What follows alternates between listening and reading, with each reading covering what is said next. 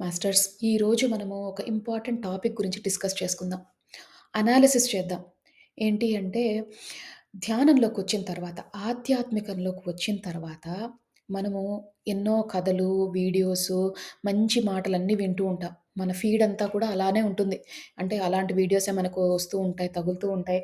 అప్పుడు మనం ఏంటంటే, దానం చెయ్యాలి, ఏదో విధంగా సేవ చేసుకుంటూ పోవాలి, దానం చేసుకుంటూ పోవాలి అనుకుంటాం. ఈ దానం చేసుకోవాలి అంటే ఎంతవరకు దానం చేయాలి? ఎంతవరకు సేవ చేయాలి? అన్నది ఒక్కొక్కసారి మనకి డౌటొస్తూ ఉంటుంది. ఏంటంటే, మన ఇంట్లో వాళ్ళని హెల్ప్ చేసి మనం బయట సేవ చేయడానికెళ్ళాలా? ఇంట్లో వాళ్ళని వదిలేసి బయట చేయడానికి వెళ్ళాలా? లేకపోతే ఎవరైనా డబ్బులడిగినప్పుడు ఇంట్లో కష్టంగా ఉన్నా వాళ్ళకి ఇవ్వాలా డబ్బులు? ఇలాంటి క్వెషన్స్ చాలా వస్తాయి. అందరికీ వస్తాయి. నేను అలా కొన్ని సిట్యుయేషన్స్ ఫేస్ అయ్యాను. సో, దానికి సంబంధించిన డిస్కషనే ఈరోజు డిస్కషన్. ధ్యానంలోకి వచ్చాక ఎంత దానం చెయ్యాలి? అయితే ఫస్ట్ అన్నిటికంటే ముఖ్యంగా మనం తెలుసుకోవాల్సిందేంటంటే భావన. మనము ఈ వీడియోస్, కథలన్నీ విన్నప్పుడు మన భావన మారుతుంది. అంటే ఏంటి? మనము ట్రాన్స్‌ఫర్మేషన్‌కి స్టార్ట్ అవుతుంది. మనలో ట్రాన్స్‌ఫర్మేషన్ స్టార్ట్ అవుతుంది. ఎందుకంటే అప్పటిదాకా మనము భౌతికంలో ఉన్నాము. నేను, నాది, మనది, నా వాళ్ళు, మన వాళ్ళు అనే అనుకుంటూనే ఉన్నాం. తర్వాత ఏమైంది? ఇవన్నీ వింటూ, వింటూ, వింటూ ఉన్నప్పుడు మనలో బ్రెయిన్ ఆలోచన విధానం మారుతుంది. అప్పుడు మనం ఏమనుకుంటాము? లేదు, లేదు, అందరూ మనవాళ్ళే. అందరిలోనూ పరమాత్ముడున్నాడే అని అనుకుంటాం. అలాంటప్పుడేంటి? ఒకళ్ళు మననొచ్చి చెయ్యి చాచి అడిగారనుకోండి హెల్ప్, మనకి ఉన్నంతలో తోచినంత చెయ్యడానికి ప్రయత్నిస్తాం. 95% ధ్యానులందరూ కూడా ఎవరైనా వచ్చి హెల్ప్ అడిగితే హెల్ప్ చేసే విధంగానే ఉంటారు. ఇది ష్యూర్ మాస్టర్. ఎందుకంటే మనం ట్రాన్స్‌ఫార్మ్ అవుతున్నాము ధ్యానంలోకొచ్చిన తర్వాత, లేదంటే ఆధ్యాత్మికంలోకొచ్చిన తర్వాత ట్రాన్స్‌ఫార్మ్ అవ్వడానికి ప్రయత్నిస్తున్నాం గాబట్టి, మనకిష్టం ఉన్నా లేకపోయినా ఒక్కొక్కసారి కష్టంగా కూడా మనం దానం చేద్దాం అనుకుంటాం. ఇప్పుడు ఆల్రెడీ ఒకళ్ళకి దానం చేశాం. మళ్ళీ ఇంకొకళ్ళొచ్చి అడిగారనుకోండి, దానంలోకొచ్చాక అదొక గిల్టీ ఫీలింగొస్తుంది. అరే! అరే! ఇతనికి కూడా చెయ్యాలి అని. ఇద్దరికి చేసిన తర్వాత ఇంకొకళ్ళొచ్చి అడిగారనుకోండి, హెల్పో, సహాయం ఇంకేదైనా అడిగారనుకోండి, మళ్ళీ స్ట్రెచ్ అవుతాం. అంటే మనం ఉన్నదానికంటే ఎక్కువ చేయడానికి ప్రయత్నిస్తాం. సో, ఈరోజు మనం చెప్పే డిస్కషన్ దాని గురించి.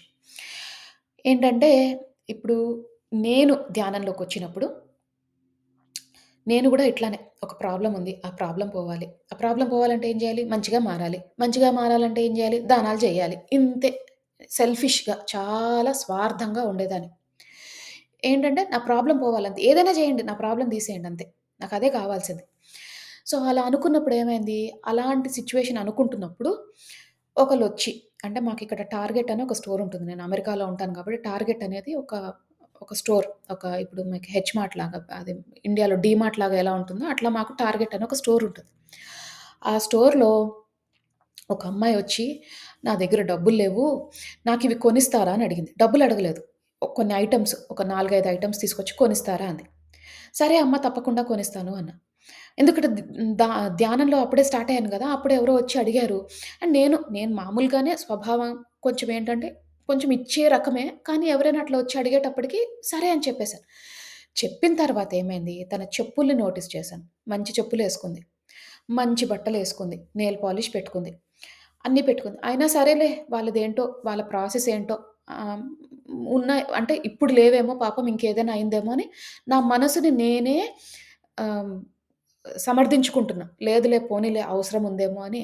మనసులో ఎక్కడో కొట్టుతూ ఉంది. అయ్యో! ఆమెకి ఇవ్వాలా వద్దా? ఇవ్వాలా వద్దా? ఆమె చూడ్డానికి చాలా చక్కగా ఉంది. నిజంగా పేదరికంగా లేదు. ఇవ్వాలా వద్దా? ఇవ్వాలా వద్దా? అని బాగా కిటకిటలాడుతుంది మనసు. అప్పుడేమైంది, అంతలో వాళ్ళ అమ్మాయొచ్చింది.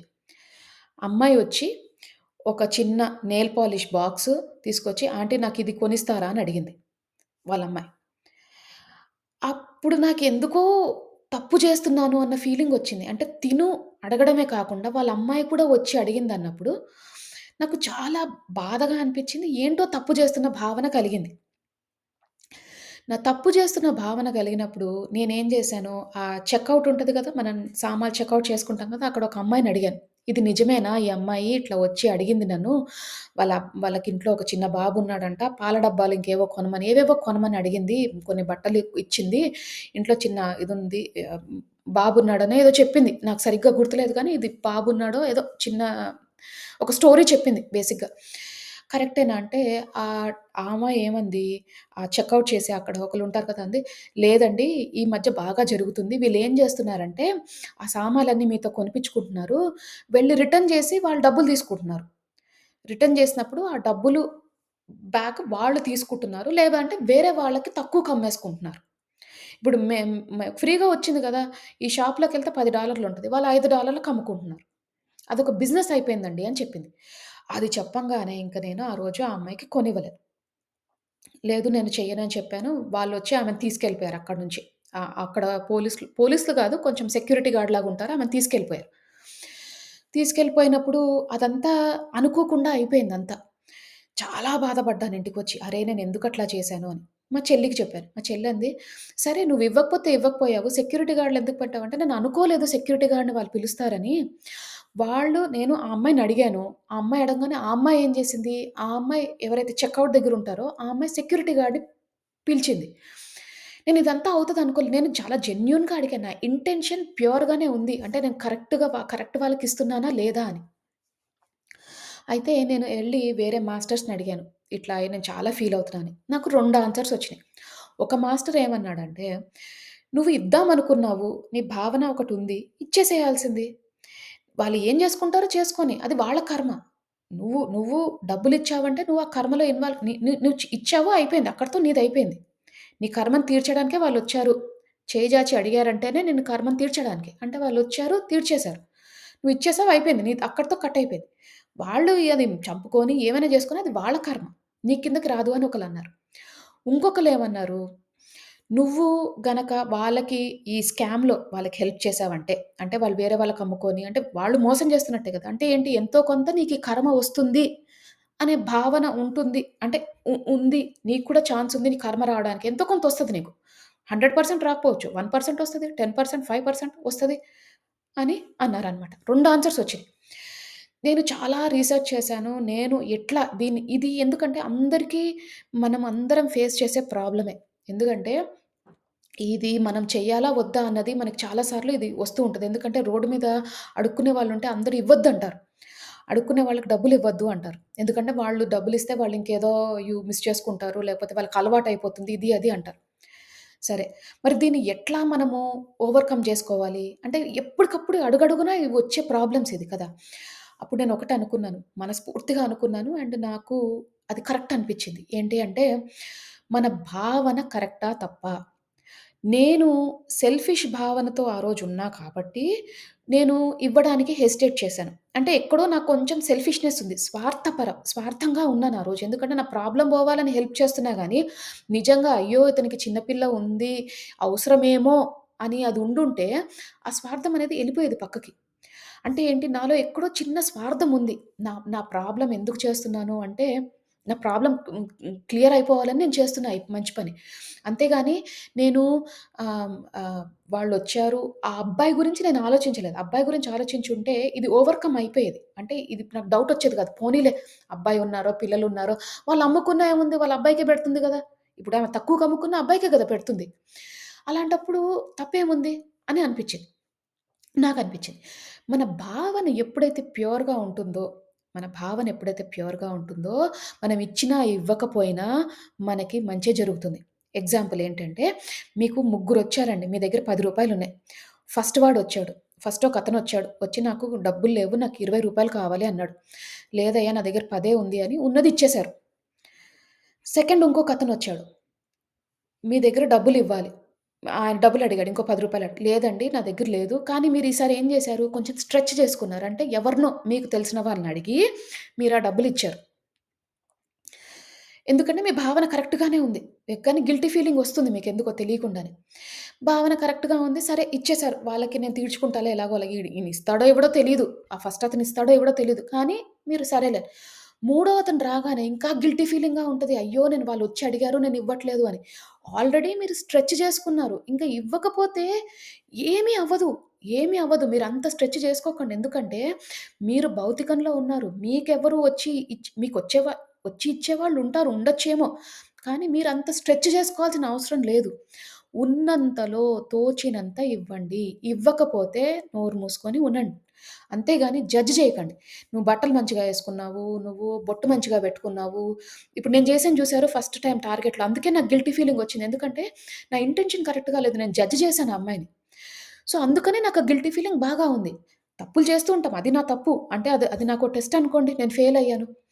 సో, నేను చెప్పేదేంటంటే మనం ఎప్పుడు కూడా ఇలాంటివి మనం అన్నీ ఇట్లా మనకొచ్చినప్పుడు ఇవన్నీ మనం ఎప్పుడైతే ఫేస్ చేస్తున్నప్పుడు మీ ఇంటెన్షన్ ప్యూర్‌గా ఉందా లేదా చూసుకోండి. మీ ఇంటెన్షన్ ప్యూర్‌గా ఉన్నప్పుడు మీరు హెల్ప్ చేయకపోయినా పర్వాలేదు మాస్టర్స్. ఏ దాంట్లో కూడా అంటే మన ఈ సనాతన ధర్మంలో ఏ పుస్తకంలో గాని, ఎక్కడ గాని, ఈ కథలలో గాని ఎక్కడైనా సరే మీరు ఎక్స్‌టెండ్ జేసి హెల్ప్ చేయాలని ఎవ్వరు చెప్పలేదు. ఉన్నంతలో తోచినంత సహాయం చేయండి. ఉన్నంతలో తోచినంత ఇది బాగా గుర్తుంచుకోండి మీరు.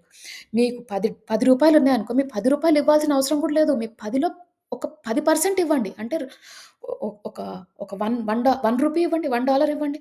$5 ఇవ్వండి. మీ ఇంటెన్షన్ కరెక్ట్. హెల్ప్ చేద్దామనే ఉద్దేశ్యం మీది, భావన కరెక్ట్. సో, విశ్వం ఎప్పుడు మీకు చెడు చెయ్యదు. మీరు ఇవ్వలేదని చెప్పి చెడు చెయ్యదు. అది చాలా తప్పు. ఉండి మీరివ్వరు చూసారు. ఒకళ్ళొచ్చి అడిగారు. మీ దగ్గర 100,00,00,000 ఉంది. రూ. 10 అడిగారు. మీరివ్వరు చూసారు. అప్పుడు వస్తది ప్రాబ్లమ్. ఎందుకంటే ఉండి మీరివ్వట్లేదు. మీకు ఉన్నదే 10 అన్నప్పుడు 10 ఇచ్చేయమని ఎప్పుడు ఏ భగవంతుడు కూడా చెప్పలేదు.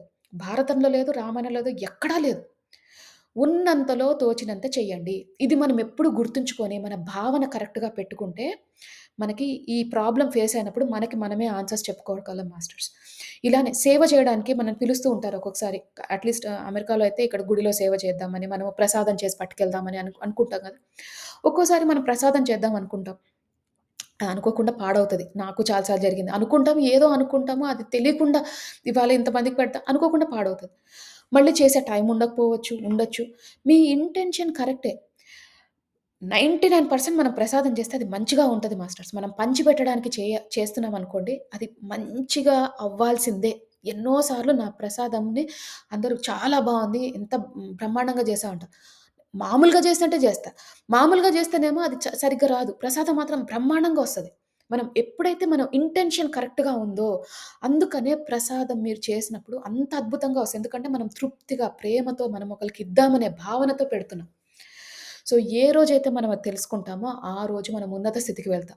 ఈ ఈ ఈ ఫేస్ చేస్తున్నాం చూసారు ఈ ప్రాబ్లమ్స్ అని డే టు డే ప్రాబ్లమ్స్ ఏవైతే ఉంటాయో చెయ్యాలా? వద్దా? చెయ్యాలా? వద్దా? అని మనము సతమతం అవుతూ ఉంటాం చూసారు. అవన్నిటిని ఓవర్‌కమ్ చేస్తాం. భావన క్లియర్‌గా ఉంచండి. కాన్షియన్స్ క్లియర్‌గా ఉంచండి. అండ్ ఎప్పుడు గూడా అది శుద్ధిగా ఉండేటట్టు చూడండి. అంటే ఎవ్వరిని ఇబ్బంది పెట్టకుండా. ఒక్కొక్కసారి కోపమొస్తది. నాకు కోపమొస్తది. చాలా సార్లు కోపమొస్తది. ఒకళ్ళని తిట్టుకోవాలనిపిస్తది. ఇది వీళ్ళేంటి ఇంత చీప్‌గా బిహేవ్ చేశారనిపిస్తది. నేను జడ్జ్ చేశాను కొన్ని సార్లు. కానీ అవి తగ్గించుకునే ప్రయత్నం చేయాలి మనము. భౌతికంలో ఉన్నప్పుడు మాయలో పడిపోతూ ఉంటాం. రోజు, రోజు, రోజు, రోజు క్లీన్ చేసుకుంటూ ఉండాలి.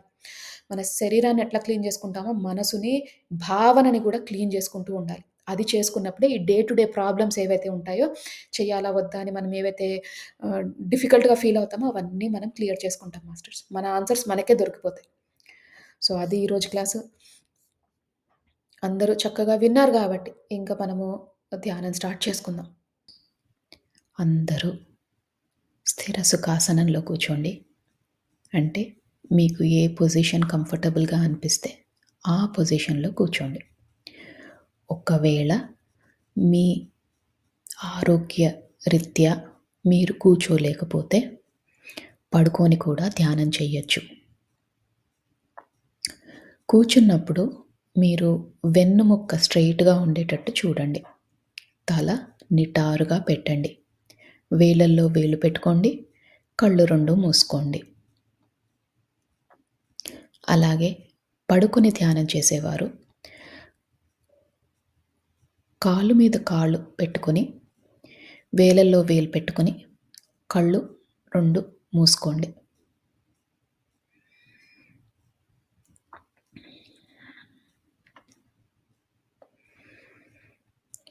ఇప్పుడు మనము నిండు శ్వాసని తీసుకుందాం. అంటే శ్వాస ఎంత నిండుగా ఉండాలంటే, మనం శ్వాస లోపలికి పీల్చుకుంటున్నప్పుడు, ఈ విశ్వంలోని సమస్త కాస్మిక్ ఎనర్జీ అంతా కూడా మీ శరీరంలోకి వెళ్తున్నట్టు భావించండి. ఈ విశ్వంలో ఎంతో మంచి పాజిటివ్ ఎనర్జీ ఉంది. అదంతా కూడా మనం స్వీకరిస్తున్నాం. మన శరీరాన్ని, మన మనసుని ఓపెన్ చేసి పెట్టుకున్నాం. ప్రతి ఒక్క కాస్మిక్ ఎనర్జీ గానీ, పాజిటివ్ ఎనర్జీ గానీ రిసీవ్ చేసుకునే స్థితిలోకి వెళ్ళబోతున్నాం. అందుకని చక్కగా ఒక్క నిండైన శ్వాస తీసుకోండి.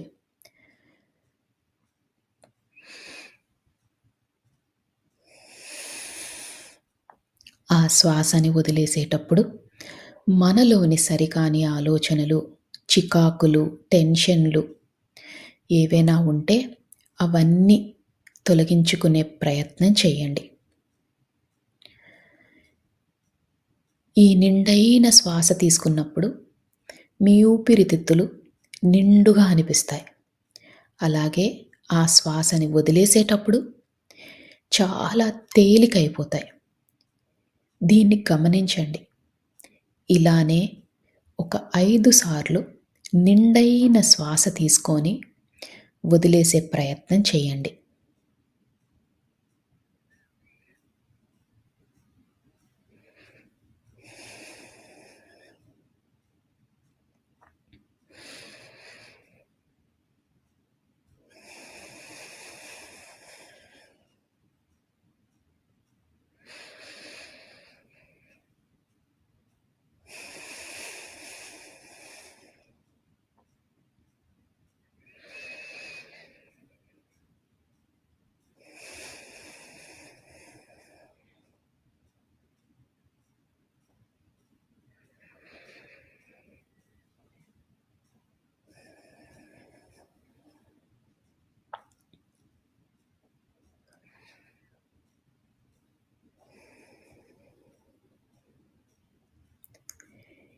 ఇప్పుడు మీ మనసు, శరీరం చాలా తేలికైనట్టు మీకు భావన కలుగుతుంది.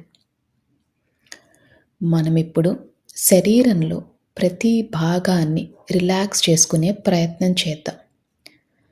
అంటే ముందుగా సహస్రారం, తల భాగం దాన్ని రిలాక్స్ చేసుకునే ప్రయత్నం చేద్దాం.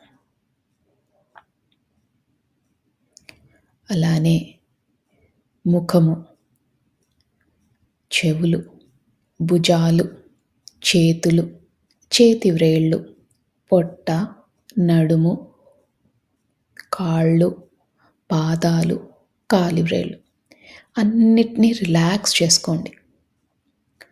రిలాక్స్ చేయడం అంటే మీరు కంఫర్టబుల్ పొజిషన్‌లో కూర్చున్నట్టు, అలానే తేలిగ్గా అయినట్టు మీకు అనిపిస్తే మీ శరీరం రిలాక్స్ అవుతున్నట్టు. బిగించి పట్టకండి. శరీరాన్ని చాలా లూజ్‌గా, రిలాక్స్డ్‌గా చేయండి.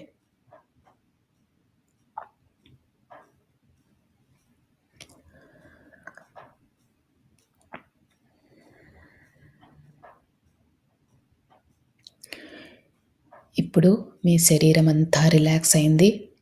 మీ మనసు కూడా చాలా తేలిక అయింది. ఇక అతి ముఖ్యమైన విషయం, మీరు ఎలాంటి సమస్యతో బాధపడుతున్నా, ఎలాంటి స్థితిలో ఉన్నా, ఇదంతా తాత్కాలికమని మాత్రమే గుర్తించండి. ఎందుకంటే ఏ సమస్యకైనా ఒక సమాధానం ఉంటుంది.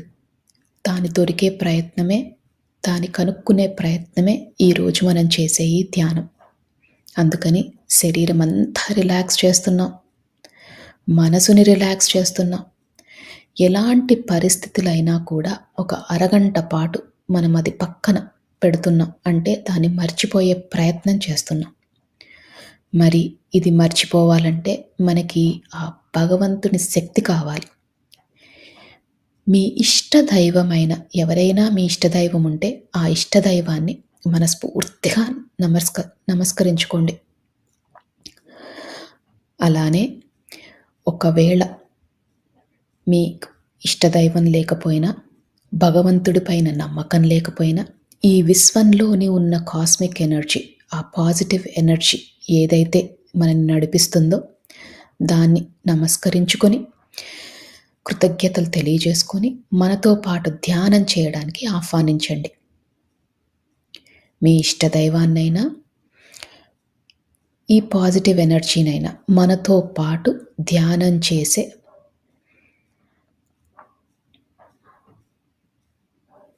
అవకాశాన్ని మనకివ్వమని మనస్ఫూర్తిగా ఆర్తితో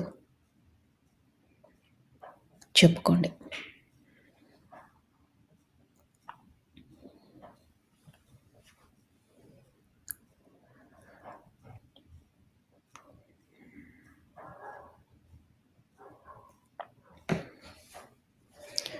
మీ శరీరం అంతా తేలికైపోయింది.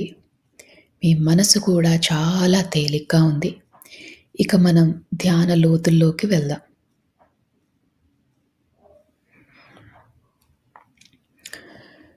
మీకు కనుబొమ్మల మధ్యన బొట్టు పెట్టుకునే దగ్గర రకరకాల రంగులు కనిపిస్తాయి. కొన్నిసార్లు విజన్స్ కానీ, కాంతులు కానీ కనిపిస్తాయి. దాన్ని థర్డ్ ఐ లొకేషన్ అంటారు. ఈ ధ్యానం మొత్తంలో కూడా ఆ లొకేషన్‌లో అంటే మీ కనుబొమ్మల మధ్యన దృష్టి పెట్టేలాగా, దాని మీద ఫోకస్ పెట్టేలాగా చూసుకోండి. మీకు ఎప్పుడు ఆలోచనలు వచ్చినా నెమ్మదిగా శ్వాస మీదికి ధ్యాస మరల్చండి. ఆలోచనలు వస్తూ ఉంటాయి. అది చాలా సహజం. ఆలోచనలు వచ్చినప్పుడల్లా నెమ్మదిగా శ్వాస లోపలికి ఎలా వెళ్తుంది, ఎలా బయటికి వస్తుంది అని గమనించండి.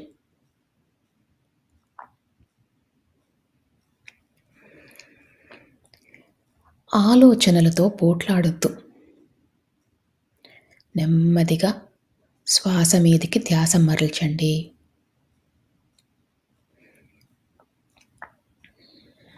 ఈ ధ్యాన ప్రక్రియలో చాలాసార్లు ఆలోచనలు వచ్చే అవకాశం ఉంది. మనం ధ్యానం లోతులోకి వెళ్ళినప్పుడు ఏ ఆలోచనలు రావు. అందుకనే ఆలోచనలు వచ్చినప్పుడల్లా శ్వాస మీదికి ధ్యాస మరల్చండి.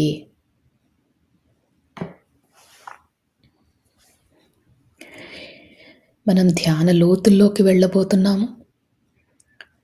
ఇక 3 సార్లు మళ్ళీ మంచి నిండైన శ్వాస తీసుకొని వదిలేయండి.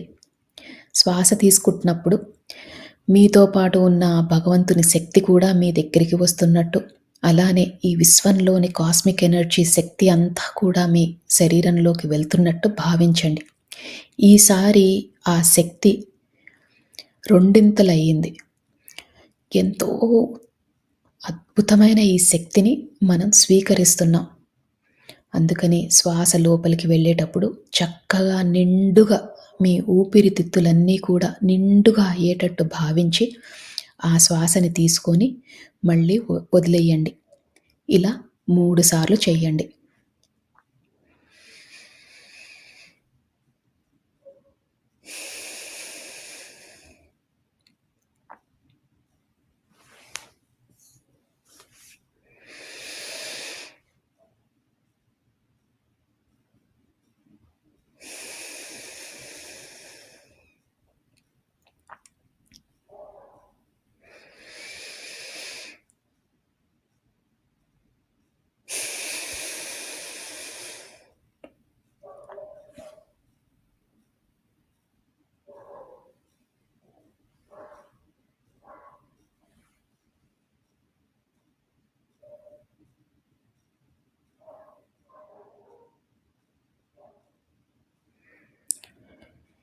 ఇప్పుడు మీ శరీరము, మీ మనసు చాలా తేలికైపోయాయి. ఇంకా మీరు ధ్యాన లోతుల్లోకి వెళ్ళారు. అంటే మీ పక్క జరిగేవి ఏమీ వినిపించవు. నా మాటలు మాత్రమే వినిపిస్తున్నాయి.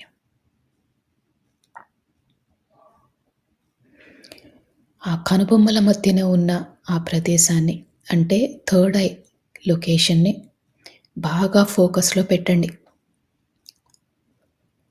ఒక్కోసారి మీకు ఆ థర్డ్ ఐ లొకేషన్‌లో కొంచెం భారంగా అనిపించినా, నొప్పిగా అనిపించినా అది చాలా సహజం.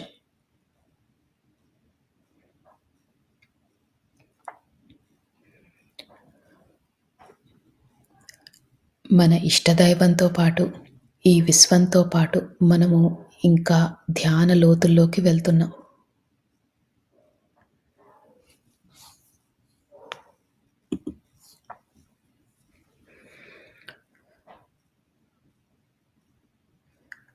ఈ ధ్యాన లోతుల్లోకి వెళ్ళేటప్పుడు మీరు గమనించాల్సిన విషయం, మీ శరీరమంతా చాలా తేలికైపోయింది. మీకు ఎలాంటి ఇబ్బందులు లేవు. మీరు చాలా ధ్యాన స్థితికి వెళ్ళబోతున్నారు. ఈ విశ్వం మనకు సహకరిస్తుంది. మనము అద్భుతమైన స్థితికి వెళ్ళబోతున్నాం. మనకున్న పరిస్థితులు తాత్కాలికం మాత్రమే.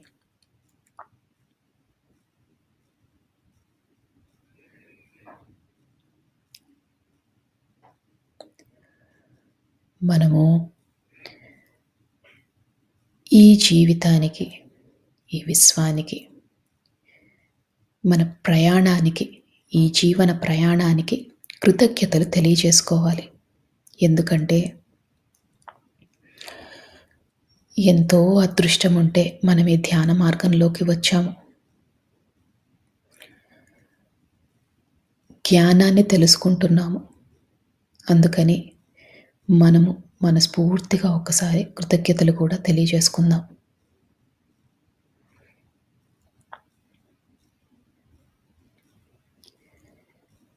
ఈ కృతజ్ఞతలు తెలియజేసినప్పుడు మీ శరీరం ఇంకా తేలికవుతుంది. ఎందుకంటే మీలోని సరికాని ఆలోచనలన్నీ తొలగిపోయాయి. మీరు ఎంతో రుణపడి ఉన్నారు ఈ అవకాశానికి, ఈ విశ్వానికి.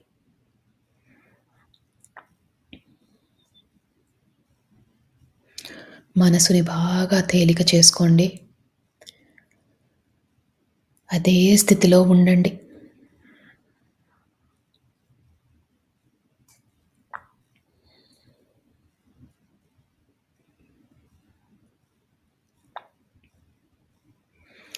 ఆలోచనలు వస్తూ ఉంటాయి.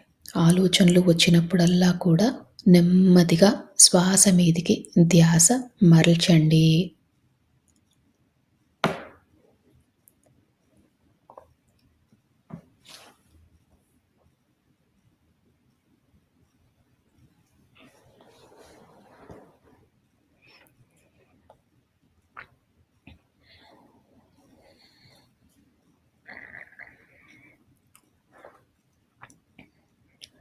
మనము మానవ జన్మ ఎత్తిందే కర్మలు తీర్చుకోవడాని కోసం.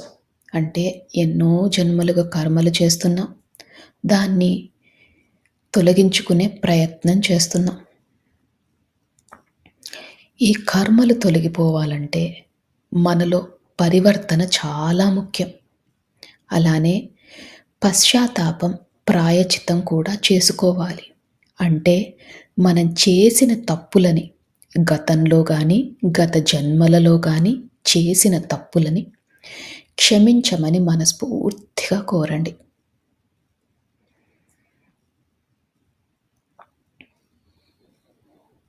అలానే పరివర్తనలో ఉంటాము అని సహాయం కావాల్సిన వాళ్ళకి సహాయం చేస్తామని మనస్ఫూర్తిగా సంకల్పం చేసుకోండి.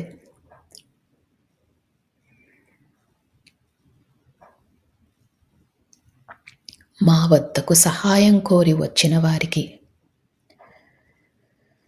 తప్పకుండా మాకు ఉన్నంతలో తోచినంత తప్పకుండా సహాయం చేస్తాము.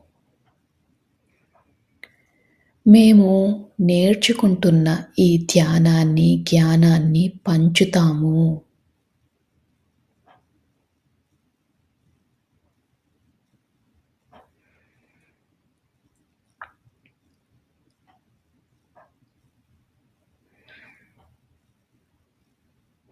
ప్రతి జీవాత్మకు కూడా మా వల్లే సుఖంగా బ్రతికే హక్కు ఉందని తెలుసుకున్నాము.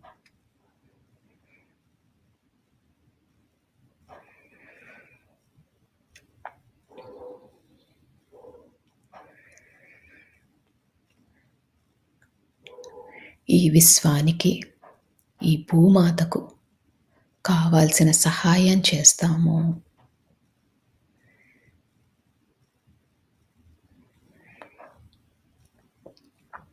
ఈ సంకల్పాలు మనం చెప్పుకున్నప్పుడు మీ శరీరం ఇంకా తేలికవుతుంది. మీ మనసు కూడా బాగా తేలికవుతుంది.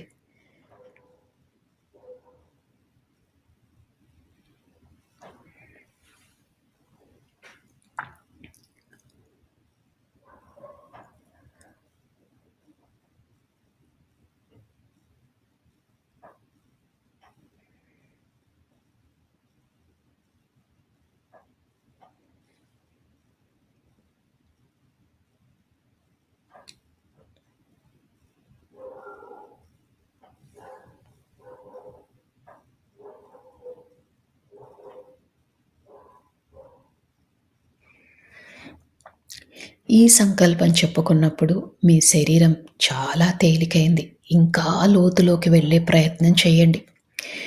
మీ పక్కన ఏది జరుగుతున్నా మీకు పట్టించుకోవద్దు. నా మాటలు మాత్రమే మీకు వినిపిస్తున్నాయి. ఈ ధ్యాన లోతుల్లోకి మీరు వెళ్ళిపోయారు. ధ్యానంలో ఆ మహాదేవుడిని, ఆ పరమశివుడిని, ఆ జగన్మాతను, మీ ఇష్టదైవాన్ని, అలానే మీకు ఈ విశ్వం నుంచి కావాల్సిన సహకారం దొరకాలని మనస్ఫూర్తిగా కోరండి. ఇప్పుడు విశ్వంలోని సమస్త కాస్మిక్ ఎనర్జీ అంతా కూడా కాంతుల రూపంలో మన శరీరంలోకి వెళ్తున్నట్టు భావించండి. అద్భుతమైన కాంతులు, ఎటు చూసినా కాంతులే. ఈ కాంతులే మనకు సర్వం, ఈ కాంతులే మనకు దైవం, ఈ కాంతులే మనకు ఆరోగ్యం.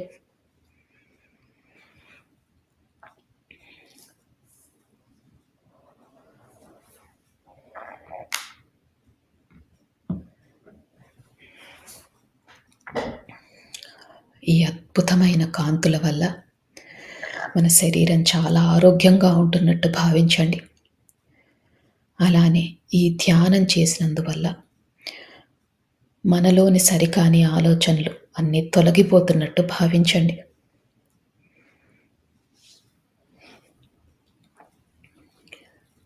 ఈ రోజు నుంచి మన కుటుంబ కలహాలన్నీ తొలగిపోతాయి. మన ఆర్థిక స్థితి మెరుగుపడుతుంది. మనం పడుతున్న మానసిక వ్యధ తొలగిపోతుంది. మన ఆరోగ్యం మెరుగుపడుతుంది. అద్భుతమైన కాంతులు, ఎటు చూసినా కాంతులే.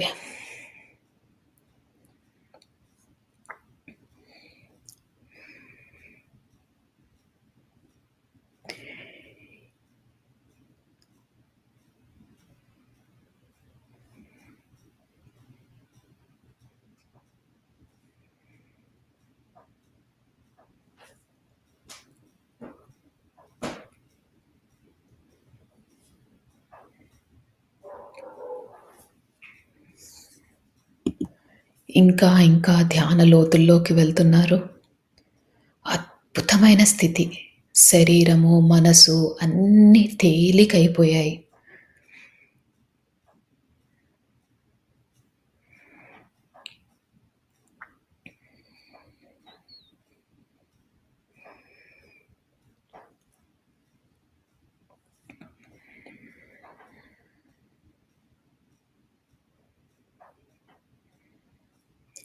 ఒకవేళ ఆలోచనలు వస్తుంటే ఆలోచనలని వాటితో పోట్లాడకుండా నెమ్మదిగా శ్వాస మీదికి ధ్యాస మరల్చండి.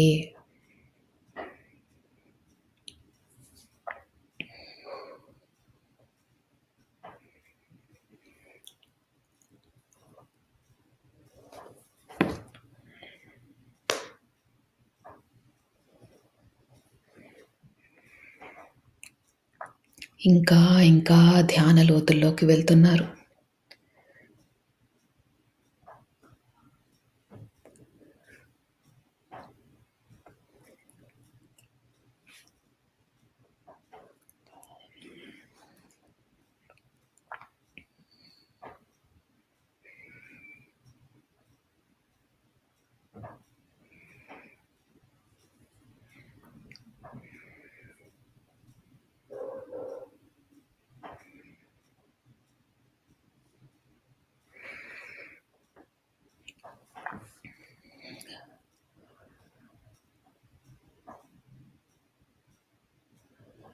కనుబొమ్మల మధ్యన బొట్టు పెట్టుకునే దగ్గర మీకు రంగులు కనిపించినా, కాంతులు కనిపించినా, విజన్స్ కనిపించినా ఇంకా లోతుకు వెళ్ళండి.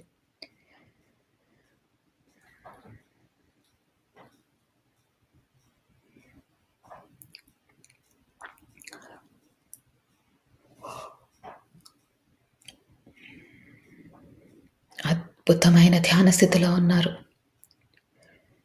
సంకల్పాలు చెప్పుకున్నాం. పశ్చాత్తాపంలో ఉంటామని, ప్రాయశ్చిత్తం చేసుకుంటామని, పరివర్తనలో ఉంటామని మనము విశ్వానికి మాట ఇచ్చాం.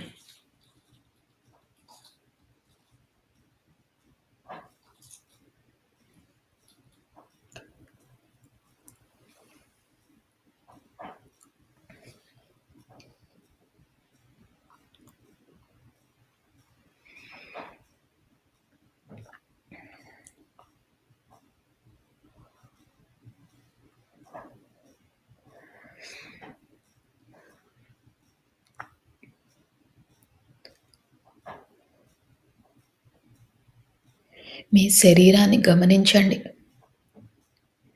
చాలా తేలిగ్గా ఉంది. ఇదే స్థితిని కొనసాగిస్తూ ఇంకా ధ్యాన లోతుల్లోకి వెళ్ళండి.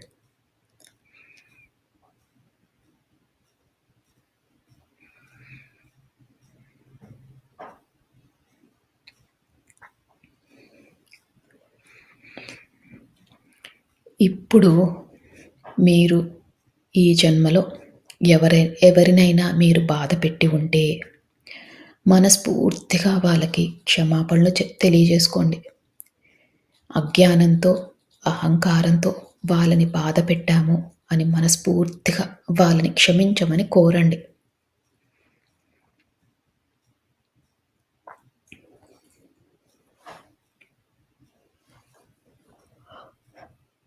అలానే ఎవరైనా మిమ్మల్ని బాధపెట్టి ఉంటే ఈ ఈ గతంలో వారిని మనస్ఫూర్తిగా మీరు క్షమించండి.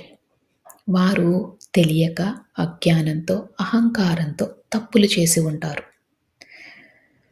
అందుకని మీకు వారిపైన ఎలాంటి కోపమున్నా, ద్వేషమున్నా అవన్నీ తొలగించుకోండి.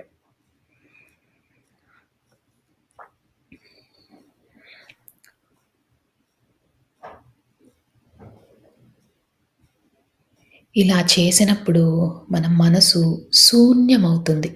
మనసు శూన్యమైనప్పుడే ఈ విశ్వంతో అనుసంధానం అవ్వగలం. మీ ఇష్టదైవంతో అనుసంధానం అవ్వగలం. అందుకని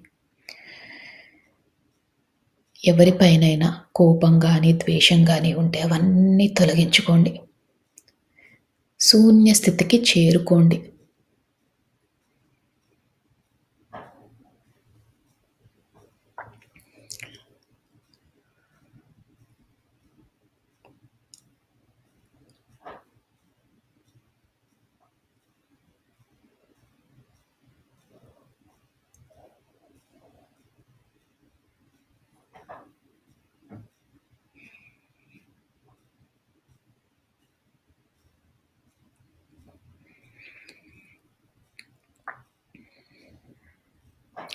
ఎప్పుడైతే మనం క్షమాపణ కోరామో, మనని బాధపెట్టిన వారిని క్షమించామో, మన మనసు శూన్య స్థితికి చేరుకుంది. మీరు ఇంకా ధ్యాన లోతుల్లోకి వెళ్తున్నారు. ఆ విశ్వంతో అనుసంధానం అవుతున్నారు.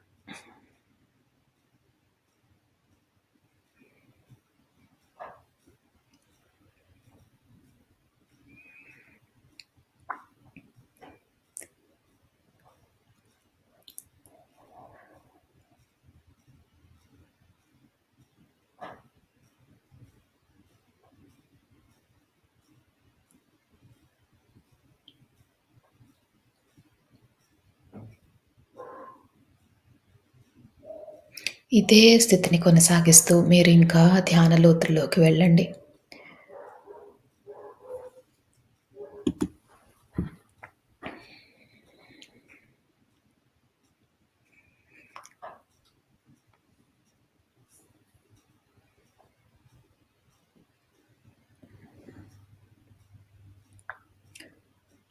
అద్భుతమైన ధ్యాన స్థితిలో ఉన్నారు. ఇదే స్థితిని కొనసాగిస్తూ మీరు ఇదే స్థితిలో ఉండొచ్చు. ఒకవేళ ఈ స్థితి నుంచి బయటికి రావాలనుకుంటే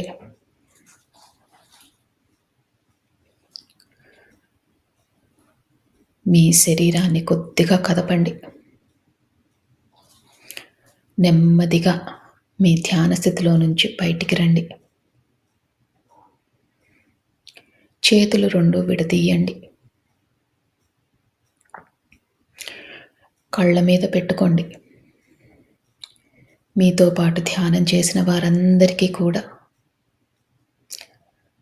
మనస్ఫూర్తిగా కృతజ్ఞతలు తెలియజేసుకోండి. ఈ విశ్వానికి కృతజ్ఞతలు తెలియజేసుకోండి. మీ ఇష్టదైవానికి కృతజ్ఞతలు తెలియజేసుకోండి. మీ మాస్టర్స్‌కి కృతజ్ఞతలు తెలియజేసుకోండి. ఇంత మంచి జీవితాన్ని ధ్యానం చేసుకునే అవకాశాన్ని ఇచ్చినందుకు మనస్ఫూర్తిగా ధన్యవాదాలు తెలియజేసుకుంటూ, అలానే తెలియక చేసిన తప్పులేవైనా ఉంటే క్షమించమని కోరుతూ, మీరు ధ్యాన లోతుల్లో నుంచి బయటికి రావచ్చు.